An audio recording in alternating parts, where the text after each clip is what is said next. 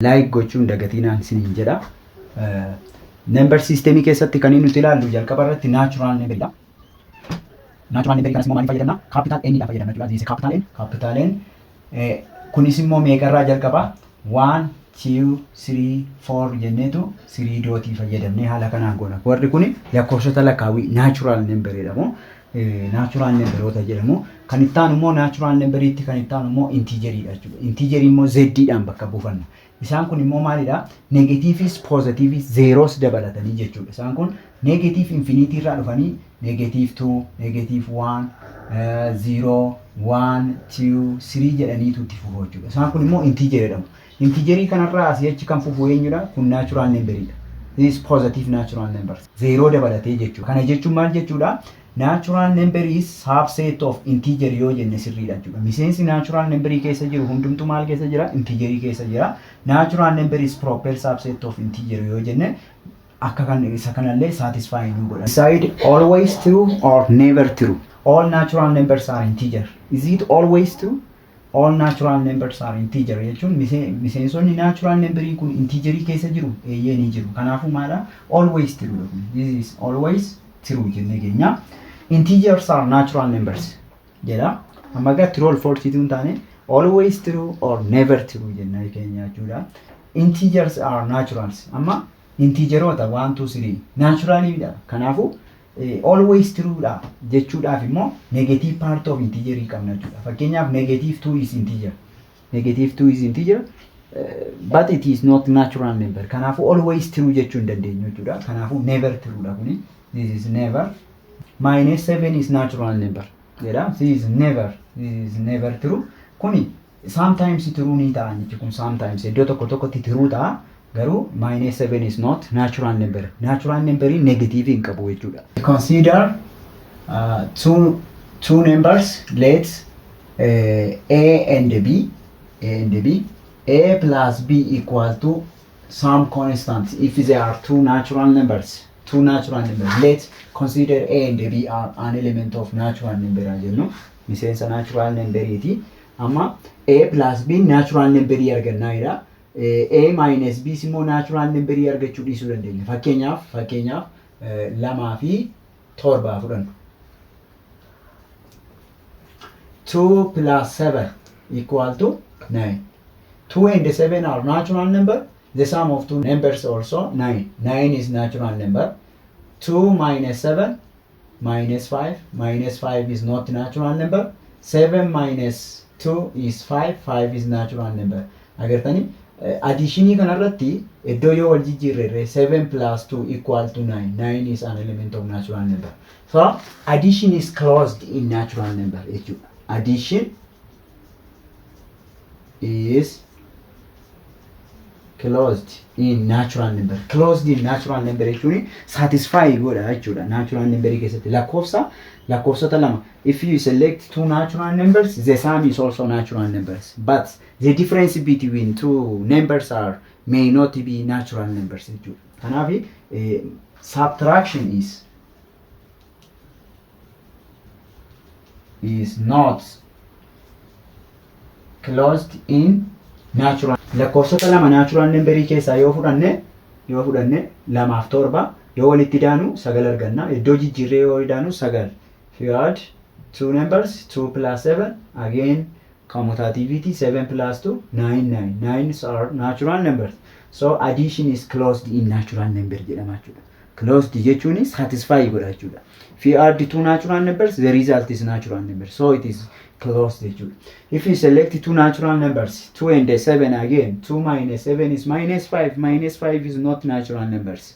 So subtraction is not closed in natural number. And also similar for multiplication also. 2 times 7 is equal to 14, natural number. Again 7 times 2 is 14. Again it is natural number. So multiplication is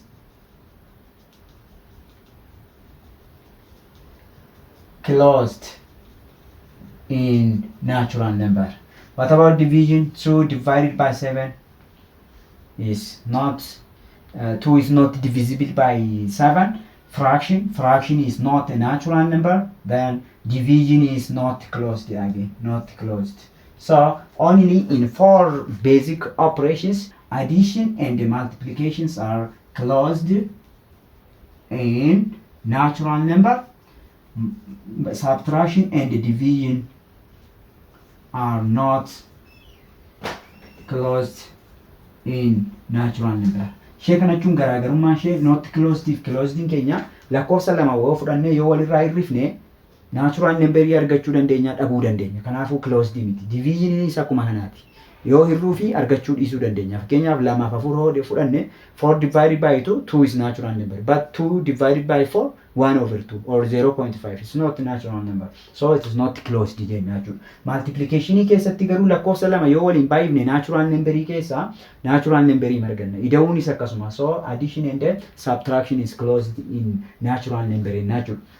Amma immoo integerii bira dhannu. Integerii bira yoo dhanne integeriin negative illee qaba. Kanaaf amma lakkoofsa lama yoo fudhanne natural number keessatti yoo walitti baay'ifnu integerii arganna, yoo hir'isnu irra integerii arganna jechuudha. Then addition, multiplication and subtractions are closed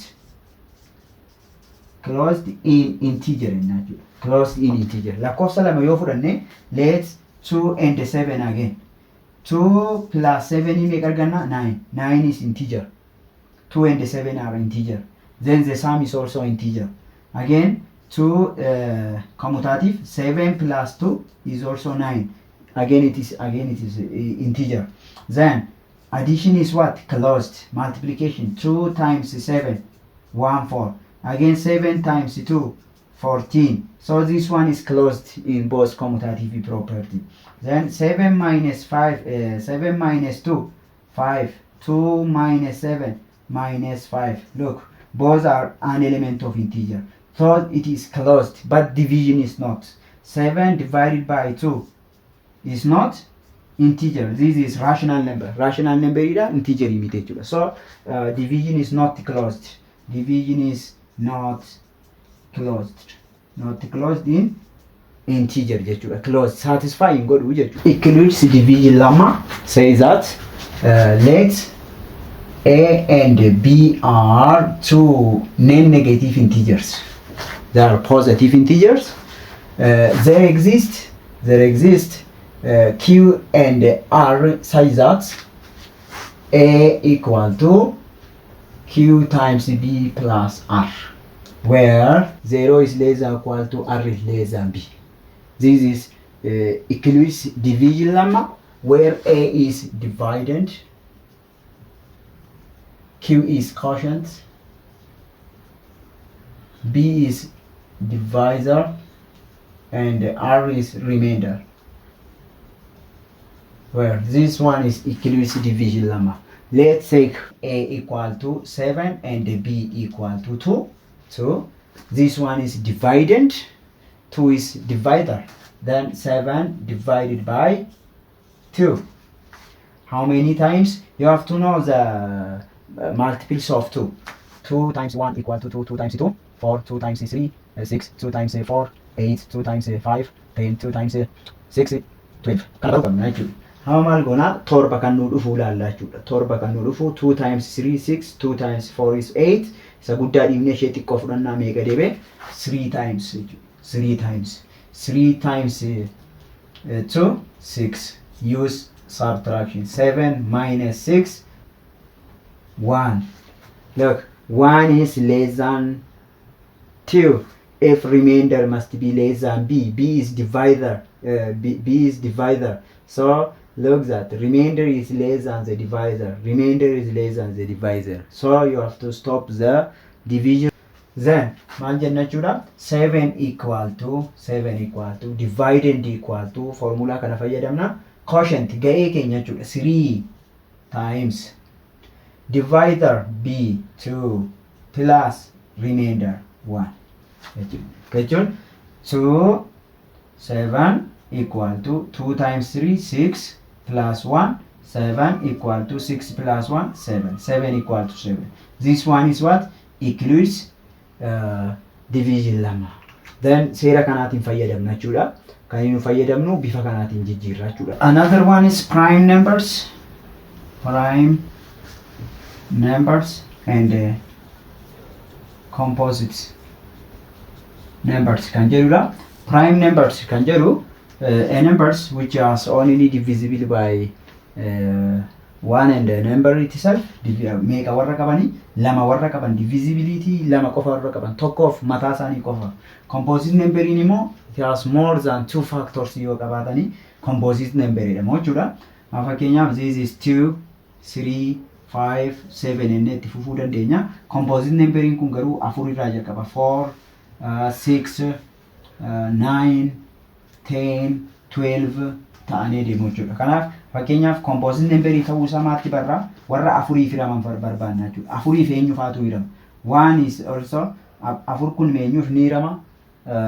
One is factor of 4 jechuudha. 4 is divisible by 2. Again lama firree ni hirama. Again afurii firree ni hirama. Meeqa firame sadii firame. So this one is composite jenna jechuudha. Akkuma kana sagalirree yoo fudhanne 9 yoo fudhanne 9 is divisible by 1. Again divisible by 3. Again divisible by 9 itself jechuudha. Kanaaf waan sadii firama composite ta'a jechuudha. Kun immoo prime dha. Prime kun fakkeenyaaf lakkoofsa 11 yoo fudhanne 11 tokkoof ni hirama. 11 is divisible by 1. Again divisible by itself only. Kanaafuu kun maadha 11 is what prime number jechuudha. Prime numberoota jechuun lakkoofsa tokkoof qofa warra hirama. Factory meeqa qabu jechuudha. Factory lama qabu jechuudha. Factory tokko maali? Tokko mooy mataa masaati. Kanaafuu one is not prime number. Prime number miti tokko. Sababiin isaas tokko mataa isaa hirama. Ammoo tokko immoo tokko hirama jechuun dandeenyu. Mataan isaa tokkuma waan ta'eef one is not prime number. Prime number miti composite is miti jechuudha. The next one is divisibility test. Lamaaf kan hiraman if the last digit is even.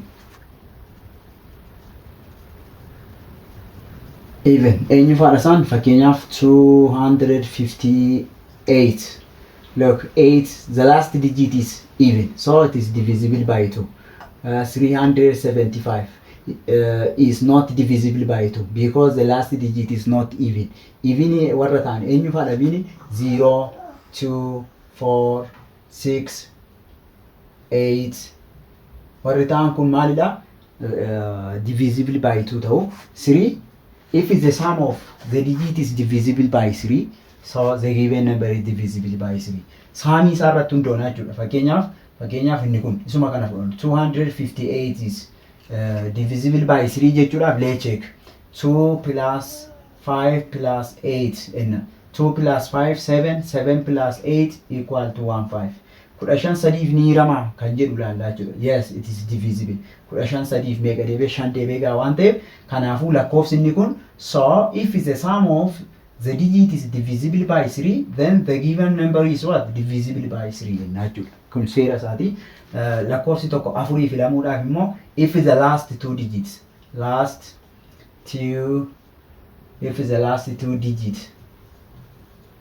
is divisible by 4 then the given number is divisible by 4. Fakkeenyaaf lakkoofsonni large yoo ta'an 7289 kan jedhu kuni afurii firamuudhaaf ishee kana laallaa jechuudha. Last digit keenya 89 divided by 4 enna 2 times 4 8 0 9 is down again 2 times 8 is 1.0 so it's not divisible. So the 7289 is not divisible by 4 in nature. The last two digit lakkoofsota digit ishee dhumaa kana lamaan qofa laalle yoo isheen kun lamaan hiramtee fi eenyu firama shanii firama afurii firama jechuudha. Shan immoo ani nuti check goonu if the last digit is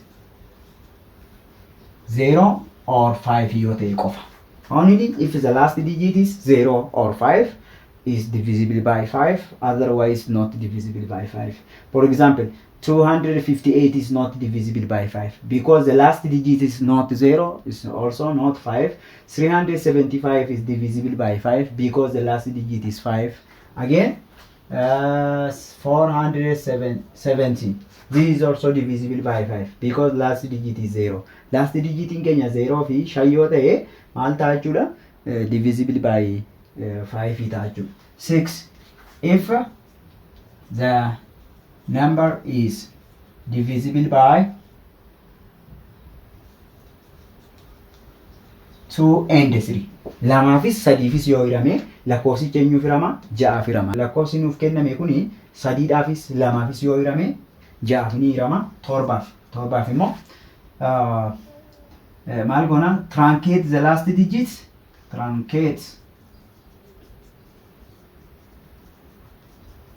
last digit and multiply by 2, subtract from the next digit goona jechuudha. Fakkeenyaaf 7, 8, 1, 2, 4. Kana meeqaaf hiramuusaa? Torbaaf hiramuusaa check goona. Truncate the last digit. Last digit kana truncate goona. Irraa murraa jechuudha. Meeqatu nu hafa? 7,812 nu hafa. 4 kana fudhannee times by 2 jenna jechuudha. 8 irraa hir'isna jechuudha. Subtract. Eshi 2 minus 8 impossible. Let lend 1 from the next digit. 12 minus 8 5. This one is 0. This is 8. This is 7. Again truncate the last digit is 5. 5 times 2 10. What left? 7 8 0 is left. Minus this is 10. For 8 if the last 3 digits is if the last 3 digit is divisible by 8, the given number is divisible by 8 in natural. Fakkeenyaaf 7 8 9 1 0 2 last 3 digit kana check goona jechuudha. 102 kana maal goona? 102 divided by 8. And if how many times? 1 times 8 2 is down again. 2 times 60 12 4 point hin hiramu jechuudha. So the given number is not divisible by 8 in natural. 9 dhaaf akkuma 3 dha. If the sum of the digit, if the sum of the digit is divisible by 9, then the given is divisible by 9 in natural. 1 1 1 0 1 when 8 yoo jenna 1 plus 1 2 2 plus 1 3 3 plus 0 3 3 plus 1 4 4 plus 8 is 12. Is it 12 is divisible by 9? No. So the given number is not divisible by 9 enough. 10 if the last digit is 0. 0 yoo ta'e kun immoo 8 9 0. This one is divisible by 10 because the last digit is 0.